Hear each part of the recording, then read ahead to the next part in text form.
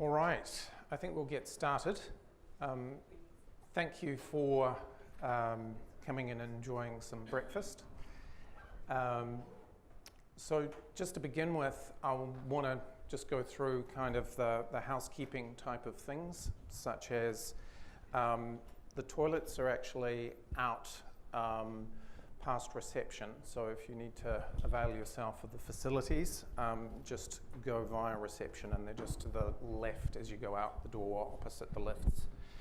If there's any sort of emergency, you'll be given instructions as to what to do. Duck and cover, as they said back in the day. In terms of sponsors, I want to thank IBM for kindly providing these facilities and also supporting the Accelerate program. Also Steur Digital, who are a major sponsor, who are effectively underwriting this activity, along with the University of New South Wales Business School, or the Australian Graduate School of Management. Some of the other partners that are here today are Cognition, Uneeq, so the digital human people and feedback avatars, and we also have Intergile as a sponsor today. If you want to follow what's going on, you can join the conversation with the hashtag Digital Human Project. And if you want to follow what's going on Instagram, so this is a little bit of a different spin on a business project, as we're actually building, the digital human avatar, we're actually documenting the journey on Instagram. So if you go to @digitalhumanproject on Instagram, you can actually follow the progress of the build of the digital human.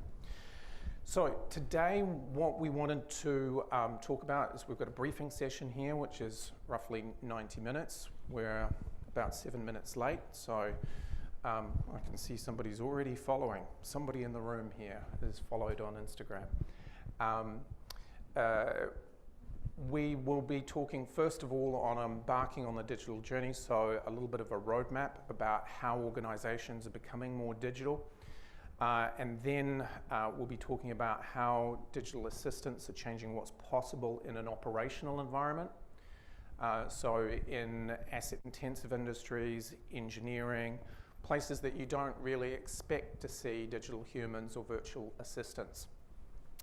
Then we're going to also have a little talk and a demonstration from our friends at Feedback Avatars on the changing face of user and customer engagement. So how digital humans and virtual assistants are changing how you can engage with customers.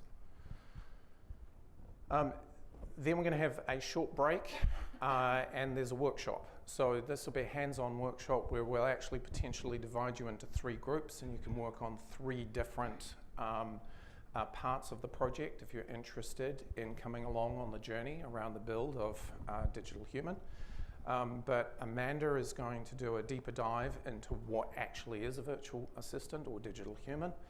And then Max Thacera will be talking about how you undertake digital transformation within your organization. And Craig Parnham will be talking about design thinking and applying design thinking tools to this process. And then we break out into the workshops. And lastly, we'll give you an overview of next steps, tools and resources. So if you want to get up to speed with the Accelerate program, you can do so by following the QR code that's here. And there is a social learning portal, which has been kindly put together by the University of New South Wales, where all of the material that we have recorded from previous events is available there. There are actually 4 masterclasses up on that social learning platform on a variety of different topics around digital leadership and adaptive leadership. So I'd encourage you to take a look at that and get in there and join the community.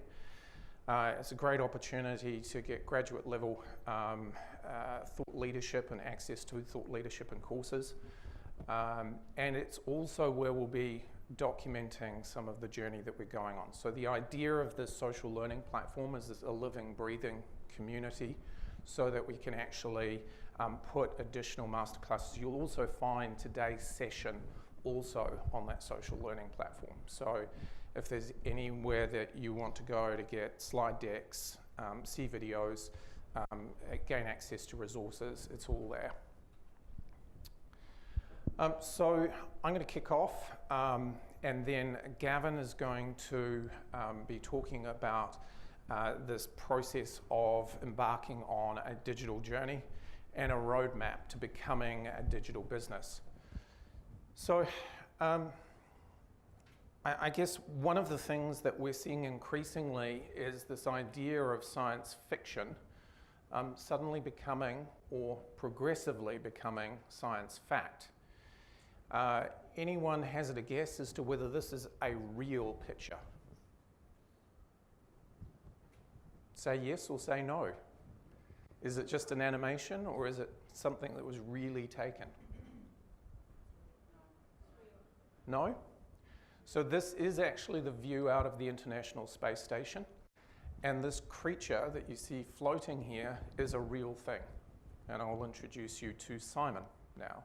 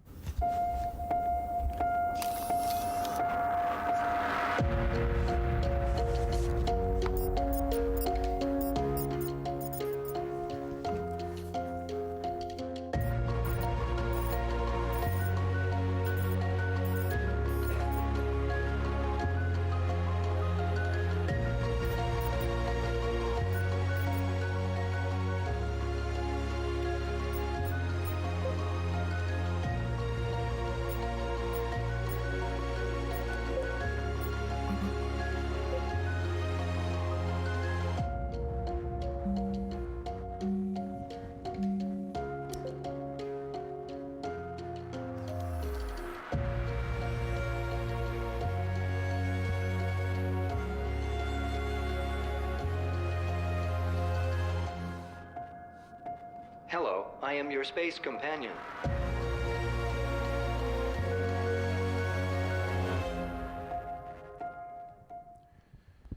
So Simon is a collaboration between Airbus and IBM. And interestingly enough, last Saturday, the astronaut that took Simon up into the ISS for the first time was interviewed on the national program on Saturday morning. Apparently, one of the first tasks that they asked him to do, he told a joke, or believed that he was being asked to do something that was a joke. So there is a bit of a journey to go on, but the purpose of Simon is not so much to replace a human being in space, but to augment what they're doing there. So essentially become a companion to help with experiments, to help with maintenance procedures that there are on the ISS. So there are all sorts of different things that, so the objective of the project was to investigate the current capabilities of AI in complex environments such as the ISS in order to provide the best possible support for people working in such conditions. So probably the most hazardous environment we can be in is space, where there's no oxygen and there's a lot of gravity that will take you somewhere else if you're not careful. Simon is a real-world example of a virtual assistant, or essentially a version of a digital human that is in use today and is being developed and is growing in consciousness, if you like. So that kind of sets the scene for today. I just want to touch for a moment on what is Accelerate, this program, why we're here, and what it is that we're here to do. So one of the things that we're seeing these days is the rise of digital platforms. And so Accelerate is a program that's been put together to help you navigate digital platforms combined with how ecosystems are coming and forming around these platforms, and they are interdisciplinary in nature. So today, as an example of that, we're bringing together an ecosystem of partners to help leverage a platform, be it Watson, be it IoT, be it other forms of application stacks So the Uneeq Digital Human platform is our platform that we're bringing to life and using an ecosystem approach, bringing together different disciplines. But one of the things that's very fundamental around technology and digital transformation in particular is that it is also about taking leadership, digital leadership or adaptive leadership, as we navigate times of rapid or exponential change, which we exist in today. So Accelerate combines these three ingredients, if you like, to help you navigate digital transformation and the new world order, if you like, that we're currently starting to occupy. So just a word on digital platforms. One of the most obvious examples of that is Amazon and how it's transformed retail and e-commerce. It's now a platform where if you are a shopkeeper, you can go and you can start to build out a whole supply chain, a whole customer experience. So it's underpinning a considerable amount of change. Another platform that you don't think about terribly much is YouTube. It's the largest essential broadcaster there is in the world. One of the most popular channels in 2018 was Ryan's Toys, and that vlogger made $22 million off the back of YouTube, vlogging about toys and the unboxing of toys. So it's creating all sorts of new opportunities in terms of how we create value and how we monetize relationships.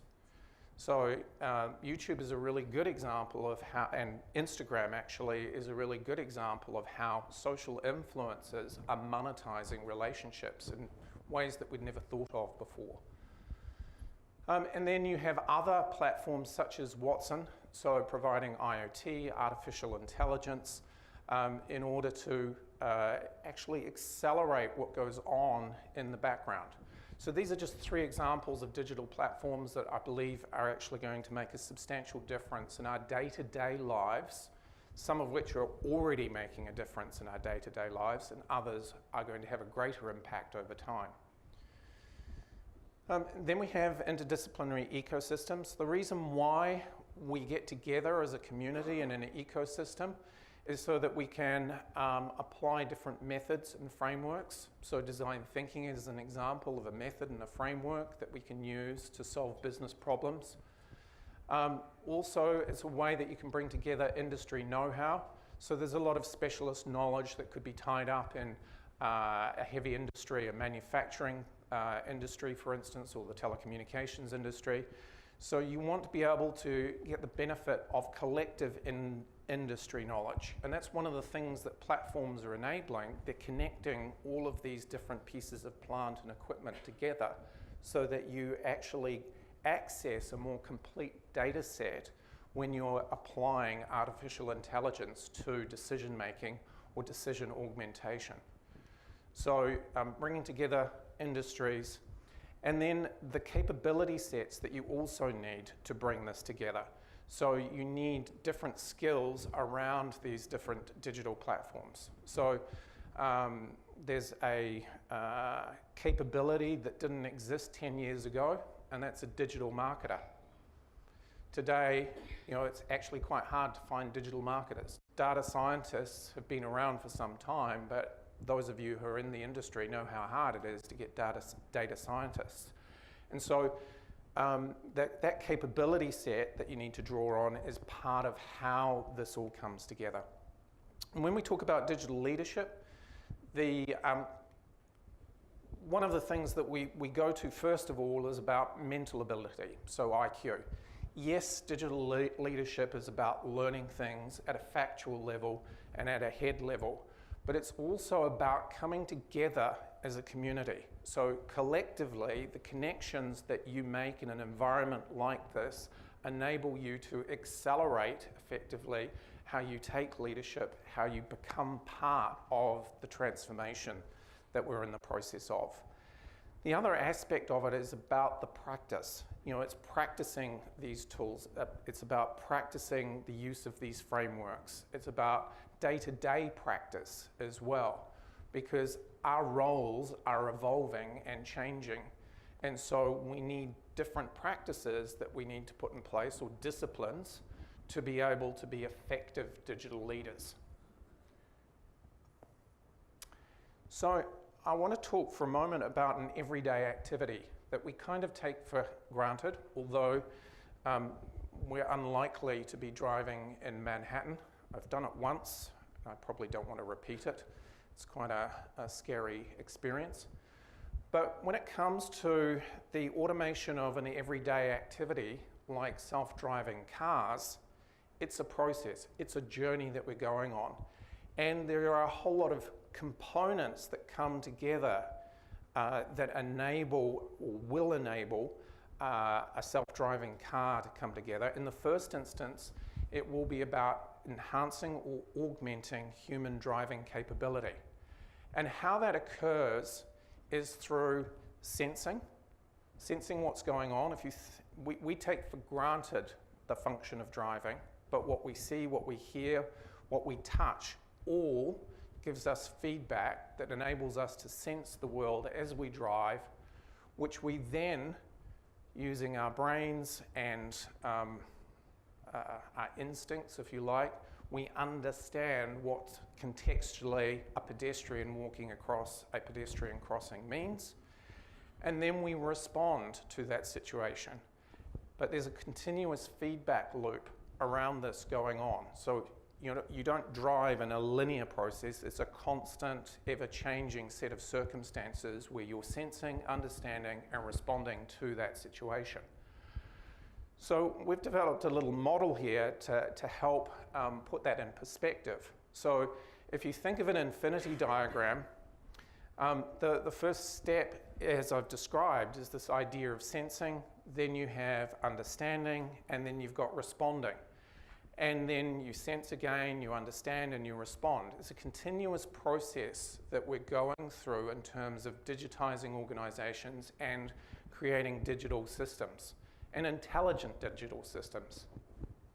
Sitting at the heart of sensing and that understanding side of things is IoT, or the Internet of Things, and artificial intelligence and machine learning. So these two things together are actually creating quite a massive transformation going on. The power of being able to apply machine learning as well as whole ranges of sensor data are changing what's possible. And today what we wanted to talk about, though, is the thing that's going on at the intersection of all of this, which are virtual assistants. The virtual assistants are the way in which we're augmenting ourselves to be able to make better decisions, to be able to interact with those sensors, the digital world effectively that is coming about, and knowledge bases. So this is a very simple model for understanding the process of becoming digital. And we'd suggest that there are 5 core interwoven elements that come together, almost like Category 5 cable, anybody that's familiar with that. There's twisted pairs in there, and there's shielding that goes around that cable. Those different components, the first and most important actually is security, in my opinion.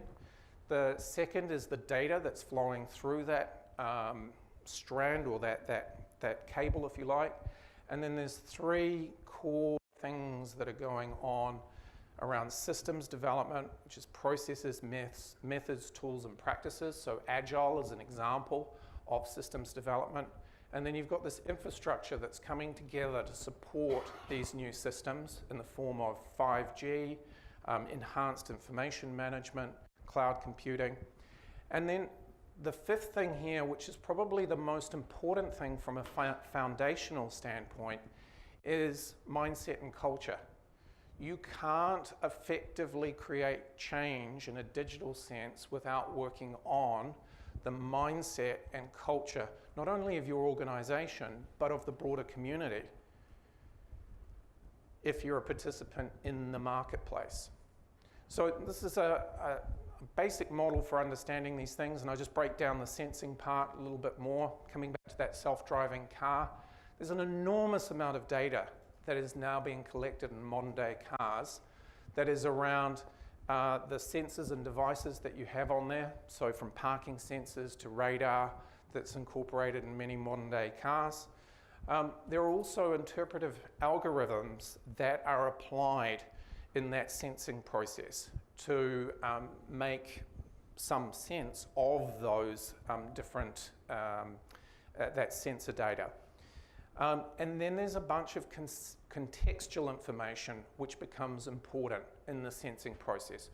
It could be anything from temperature to wind conditions, or moisture levels, for instance, or levels of corrosion in a particular object. So when we talk about sensing, it's a very broad set of things. It could be visual recognition, for instance. It could be natural language processing. And from an understanding standpoint, there's a couple of things to grasp here. So it's about accessing the accumulated knowledge that there is. So over the course of human history, we've accumulated a lot of knowledge and experience, some of which has been documented, other of which we're actually in the process of capturing.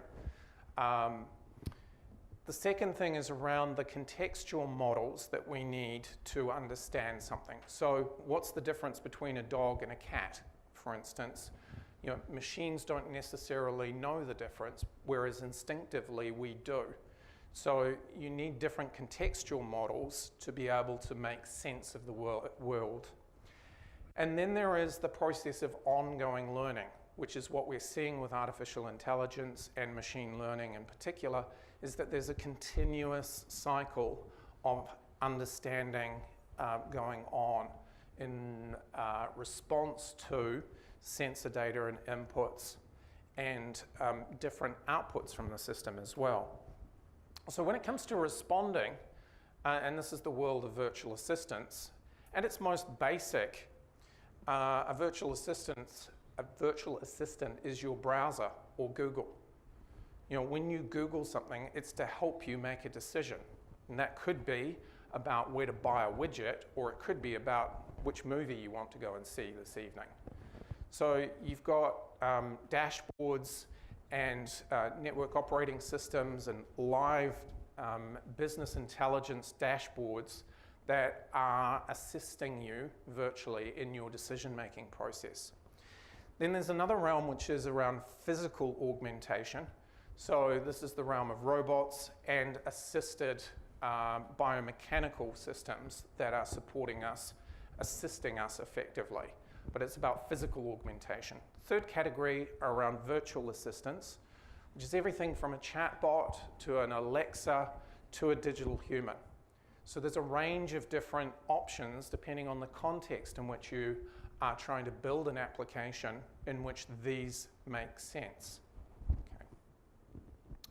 So that is just a brief explanation of how this model comes together. And I want to leave you with one little key thing here, an intellectual takeaway, if you like. The combination of the Internet of Things, artificial intelligence, and virtual assistants is the intersection between Metcalfe's law and Moore's law. Now, I imagine that many people here will have heard of Moore's law. Yes? Okay. How many have heard of Metcalfe's law? This will be a real giveaway for somebody that comes from a telecommunications background. So Metcalfe's law is that the effect of a network is the square of the number of users that there are in that network. So it was first used to describe how telecommunications networks, the reach of telecommunications networks. But with the advent of the internet, what we've seen is an explosion of the impact or the effect of the internet. So you combine the square of all of the users that there are on the internet with Moore's law, where processing power and computing power is doubling in capacity or capability year on year, every 10 years. And you're going to see an explosion of, or an exponential change in the impact that these things are having on our everyday lives. So it's going to help us make better decisions, and this is actually a point that a chap called Thomas Siebel made in relation to this idea of Metcalfe's law and Moore's law. So we're going to be able to make decisions faster, we're going to have more information at our fingertips, we're going to be able to make better decisions because we're able to access not just more information, but more relevant, meaningful information. The other thing that it's going to enable us to do is execute processes much more efficiently. So we're going to be able to drive ever greater efficiency gains with the combination of IoT, AI, and virtual assistants. The third thing that it's going to drive is market differentiation. So in other words, new business models will be able to evolve out of the combination of these things. So how you pay for things, how you consume things will in most likelihood be inexorably changed by the combination of IoT, AI, and virtual assistants. So we've seen that start to come into play with the likes of Airbnb and Uber. They're obvious examples of that, but Netflix is another way in which the model for how we consume information, video content has inexorably changed as a consequence of these things coming together. So one of the things about Netflix in particular is the amount of data that is being collected there. It's actually a big data play, Netflix. It's not a streaming service, in my opinion, but that's a little bit of an aside. When we talk about market differentiation, what we're starting to see is the opportunity for hyper-personalization of experiences. And so, example here is Petra Baselli teaching math. How many here had difficulty with math as a kid? Just a few that are willing to admit it. So you think about the infinite patience of a digital human when you ask the same question over and over again. The fact that that digital human could be teaching you math at any location at any time, so 24/7. So there are incredible opportunities for hyper-personalization that are coming from the combination of these different things. Now I want to ask one more question. How many people here would say that they are from the experience generation?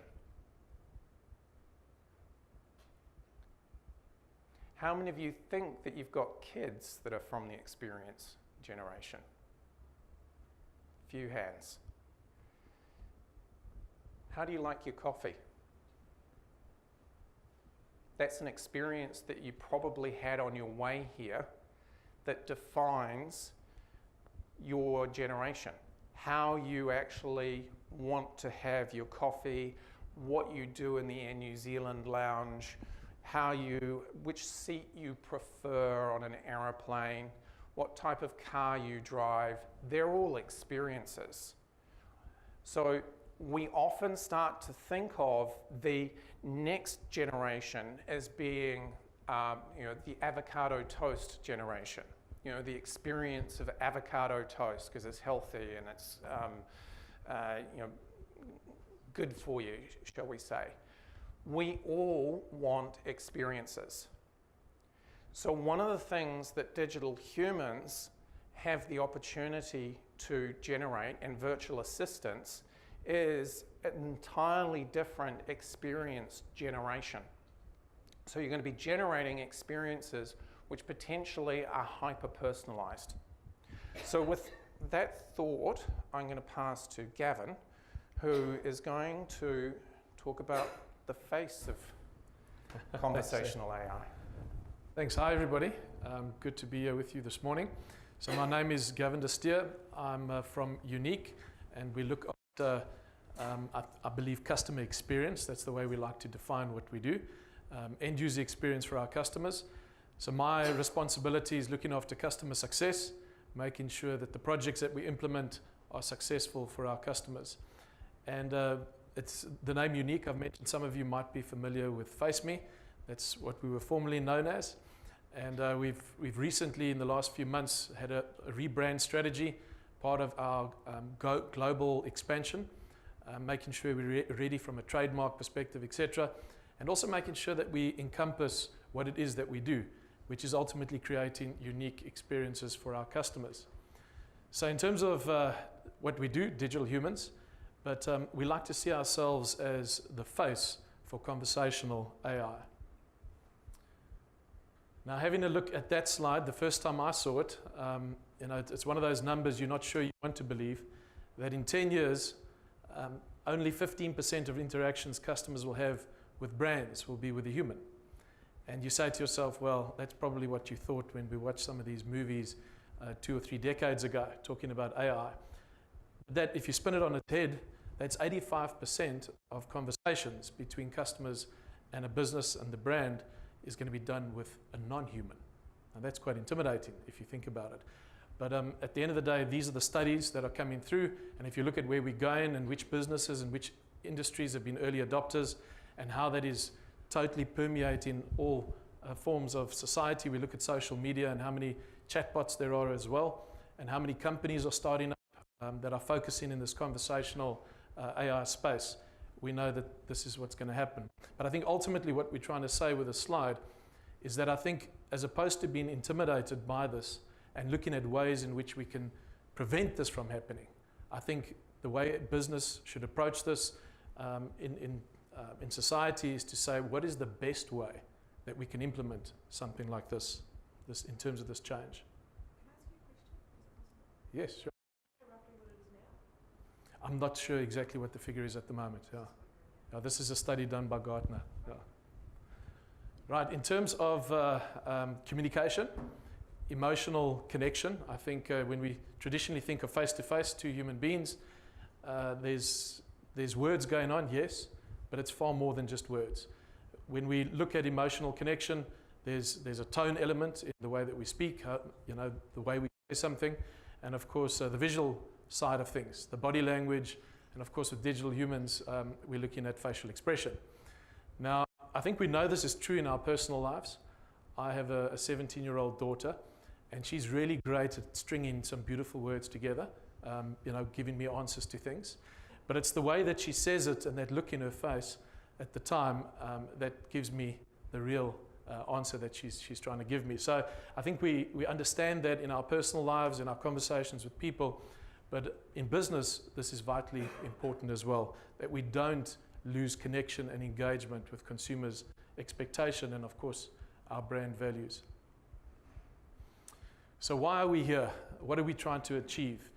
So ultimately, we are trying to allow creative people, creative companies to build amazing products on the best digital human platform on a global level that can solve real problems, problems that we're sitting with in society today. Education is a big one. Many of us are privileged to be able to have teachers, to sit in front of teachers, etc. Not everyone has that privilege. So it's solving that at scale. And solving problems that are in a people-focused way, which is important, trying to keep the humanity side of things in that conversation. And that ultimately connect with people in a natural and human-like way. And that is the ultimate goal, to benefit the world, to I think, improve the condition of mankind as a whole. And I think what's important about the slide in terms of a takeaway is that I think traditionally when we think of conversational AI, we think of large enterprises and companies adopting this, let's say the healthcare sector. But ultimately, if you're looking at this being the vision, something that is across all industries at the end of the day. And it's a social responsibility. It's not always about return on investment, but of course return impact as well. So what are we trying to achieve? So brand, from a business perspective, that brand is ultimately everything.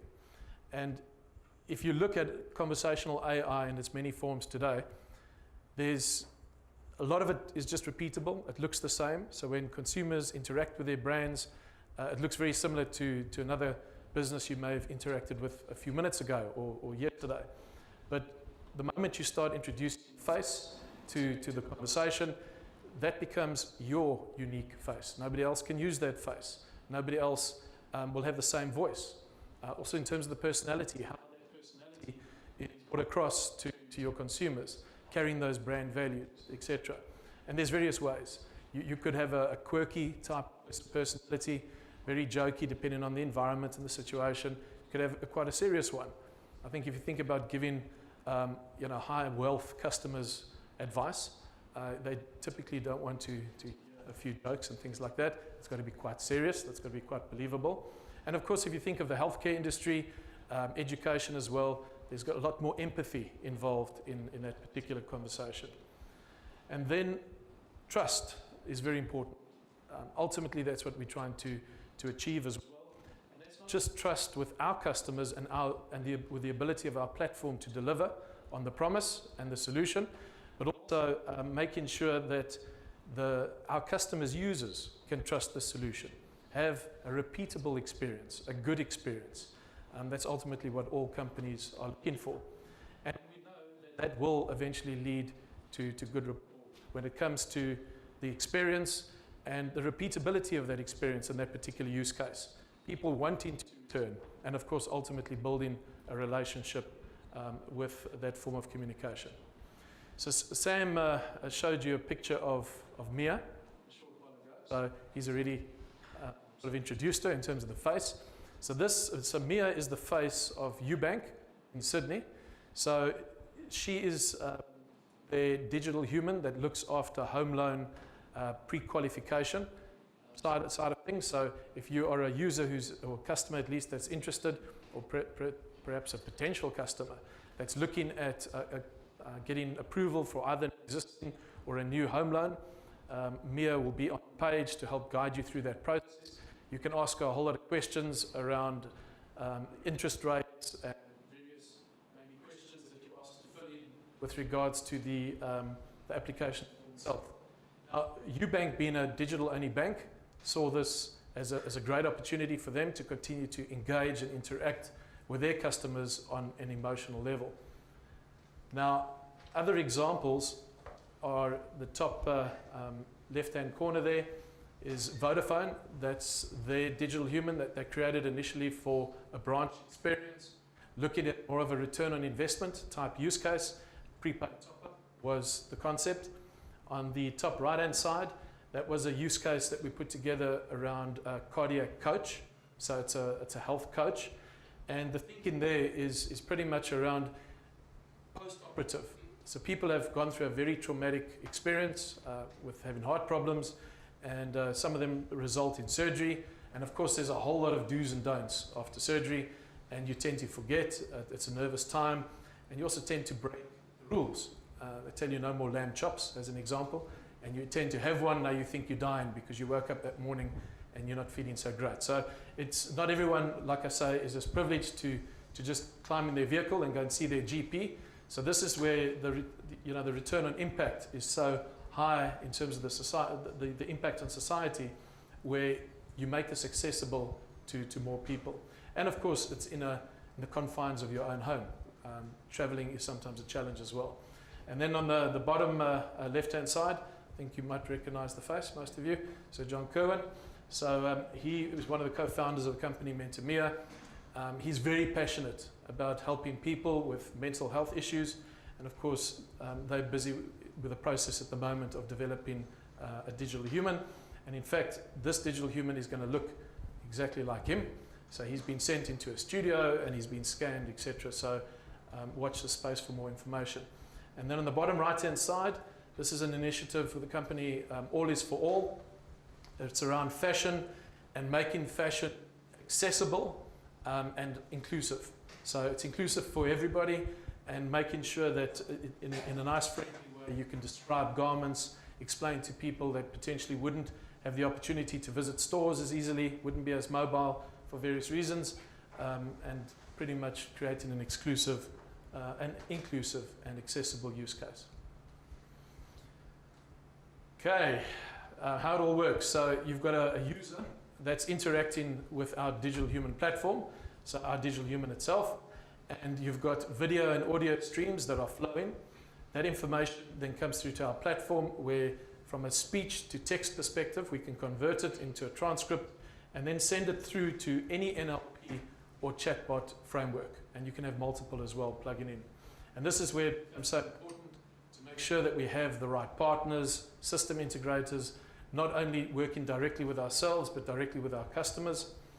And then underneath that platform, you would have what is called an orchestration layer, which ultimately plugs into our APIs, into our platform. And then on the other side of that is all the integration opportunities, which are pretty much limitless in terms of what you'd want to plug in. Now, it can be hardware, access control. You can have a digital human, which we've got a customer that's going live. In fact, I think it went live yesterday. Yeah, so customer in Melbourne, Pace, they went live, so we can talk about them now. And so they've got an apartment, a building block, which it's a new block, so it's techno savvy. And the idea is there that you can engage with your customers through a digital human 24/7. Also delivery services. People come there with a parcel, want to deliver to someone's door or perhaps to some central point. Perhaps could be cold storage. And the beauty of it is this is fully integrated then into the access control systems, the speaker systems, what do you call those? The intercom system, there we go. And so that's on the hardware side. So there's so many different things that you could do. And of course, integrating into calendars is also a big one, of course, you know, in terms of personal assistance. Telecommunication systems, like Genesis as an example, which many large enterprises use, plugging in there, making sure that we can have proper handover if you eventually want to hand over to a live agent for whatever reason. And of course, like CRM systems, Salesforce. We've done an integration with Salesforce as well, and with AWS in terms of using their knowledge base for their customers. There's a whole lot of information there.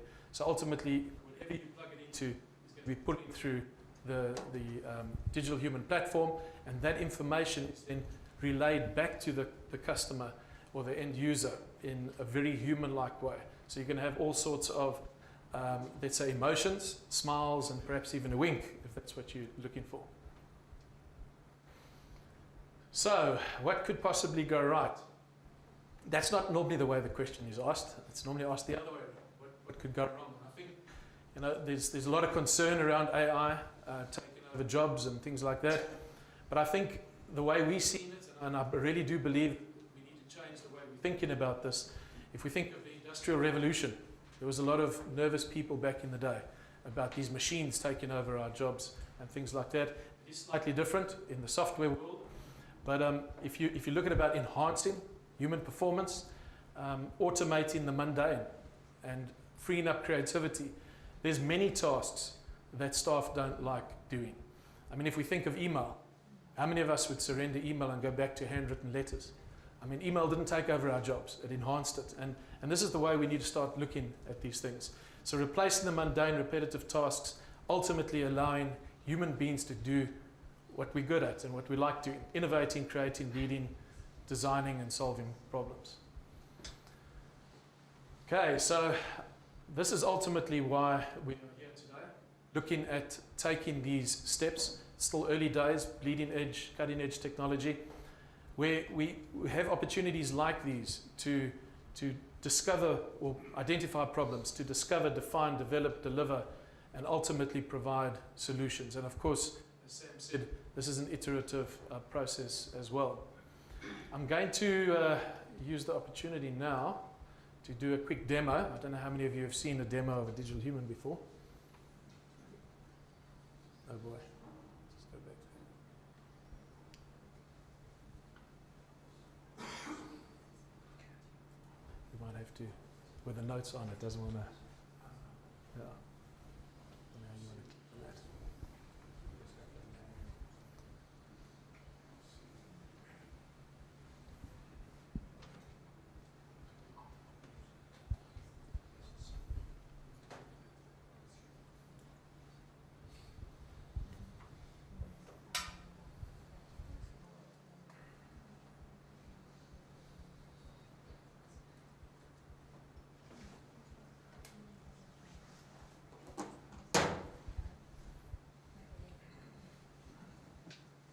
Hey there, I'm Sophie. I've been trained to show you some of the capabilities of digital employees. Should we try a loan application? Yes. Great! I eat loan applications for breakfast. I just need a few key things from you and I can pass you on to one of my teammates to authorize the application. Are you ready? Yes. Okay, great. To begin, can you explain to me how you plan to use the money? I'd like to take my family on a vacation. Don't be silly. Okay. Actually, what I'd prefer you do for this audience, just to get some laughter, is why don't you tell us a joke? I was wondering why the ball kept getting bigger and bigger, and then it hit me. That's a dad joke, right? Do you enjoy your job? I love what I do. I can change my hair whatever I want, and I get to meet cool people like you. Okay, so you can see she's been developed and designed is very quirky and fun, and of course this can, change completely depending on your application. Thank you, Sophie. Happy to help. Short and sweet. Okay, thank you.